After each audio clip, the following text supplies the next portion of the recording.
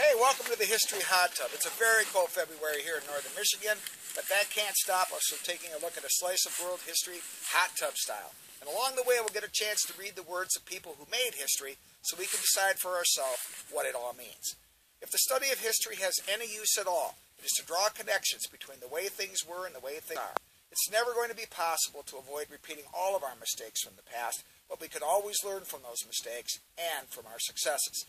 So when I'm in the hot tub and thinking about something that just happened somewhere in the world, I try to see how it relates to similar events in the past. Today I want to look at the modern clash of values that often shows up in the news in the form of another terrorist attack, and the role that intellectuals, satirists, and philosophers play in that clash. Because what's happening in Europe today happened in Europe hundreds of years ago too, there's plenty of comparisons we can draw. Here I have to credit British satirist Will Self for helping me make this connection. He was speaking on the BBC about his feelings following the attack on the Charlie Habdo offices in Paris. And as all great satirists do, he gave me a lot to think about. Before looking at today's clash of values, let's go back to the 1500s and the dawn of the Reformation in the Catholic Church. Martin Luther is, of course, credited with spurring on the dramatic fissures in Christianity that broke a 1,000-year domination of just about every aspect of life across the continent by the Catholic Church. But there are plenty of guys before him that tried to challenge the authority of the Pope. It was a dangerous game, of course, and challenges to the authority of the Church usually turned you into a pile of ashes for the trouble of your heresy. So intellectuals of the time used satire and the voice of another person to air their grievances against the Church. Thomas More, Erasmus, Montaigne, and others knew that speaking for themselves would have hastened their physical demise. So the stories like Utopia and In Praise of Folly were not strictly their words. Their defense against accusations of heresy were defended by the claim that they were simply putting into print the thoughts of another person. This tradition extended through the Reformation and into the Enlightenment of the 1700s, as Voltaire, Diderot, and others took on organized religion, the absolute monarchies, and the terrors of colonialism and slavery, all with someone else's voice. Good satire, it has been argued, makes the afflicted feel comfortable, and the comfortable feel afflicted. Will Self argues that if a piece of alleged satire fails to do both of these things, it is not satire at all. Rather, it is just something that is offensive. So when the Portuguese and Spanish took it upon themselves to exterminate large numbers of Americans in pursuit of riches, many in Europe applauded these efforts. But Montaigne, a Frenchman, was horrified by the stories coming back along with the gold and the silver. So he invented a man who came from the Americas and in one of the most spirited satirical attacks on the status quo called On Cannibals, Montaigne helps us see just what is wrong with not only European actions in the Americas, but with the arrogance that justified those actions. They have their wars against peoples who live beyond their mountains, further inland to which they go entirely naked, bearing no other arms than bows and sharpened stakes like our hunting spears. The courage with which they fight is amazing. The battles never end except through death of bloodshed, for they do not even understand what fear is.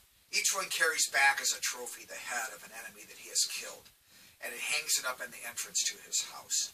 After having treated their prisoners well for a long time, giving them all the provisions that they could, he who is the chief calls a great assembly of his acquaintances. He ties a rope to one of the arms of the prisoner, and on the other, several feet away, out of harm's way, he gives his best friend the other arm to hold, and two of them, in the presence of the assembled group, slash him to death with their swords.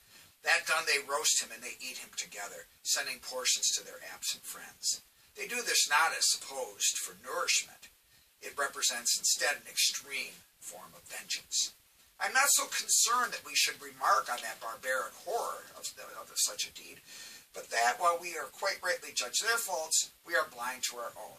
I think it is more barbaric to eat a man alive than to eat him dead, to tear apart through torture and pain a living body which can still feel, or to burn it alive by bits or let it be gnawed and chewed by dogs or pigs as we have done in recent years, not against our enemies, but against our own neighbors and our friends. And what is worst, under the pretext of religion and piety. Such was the Inquisition. Better to roast and eat him after he is dead. Wow, the stunning end of that essay drives home his criticism of not only how Americans were treated, but the hypocrisy behind the reasoning of that treatment. He rightly compares what we would think of as barbaric treatment of the prisoners of the savages, while being perfectly accepted of the horrendous treatment of heretics during the Inquisition in Europe by Europeans. So now let's take a look how the great Frenchman Diderot avoided prosecution, at least for a while, for his attempt to comfort the afflicted while afflicting the comfortable. In a supplement to the Voyage of Bougainville, he uses the voice of an old Tahitian man, objecting to efforts by France to claim Tahiti for its own. Remember, at this time, the kingdoms of Europe were claiming a lot of land that had belonged to brown people as their own, and even considered that this was a way to benefit those beleaguered brown people.